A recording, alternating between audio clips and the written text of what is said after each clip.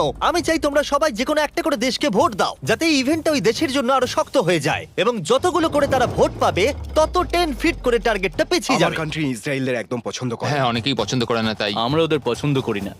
Germany ইতিহাসে আছে তোমরা সবকিছু জয় করার চেষ্টা করেছো। সব কান্ট্রিকে ভোট দেবার সময় একটা কান্ট্রি তাদের সবার থেকে আলাদা ছিল।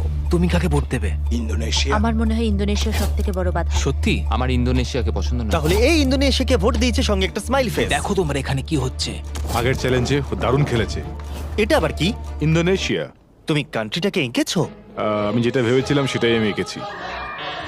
তাহলে প্রথম খেলোয়াড় হলো গুয়াম। ওপরে এসো। কি মনে হচ্ছে কতগুলো ভোট পেয়েছো? আমার মনে হয় হয়তো 3টে। হ্যাঁ, 3টে ভোট। 3টে? তুমি 3টে ভোট পেয়েছো জানলে কি করে? আন্দাজে বললাম, আমি জিমে যাই, ফিট আর খুব Okay. চটপটে। বোয়ারও কি তুমি প্রথম ধরছো? ও, ও, এটা কিন্তু ভালো লক্ষণ মনে হচ্ছে না। না, মানে- গুয়াম, গুয়াম, গুয়াম। একটু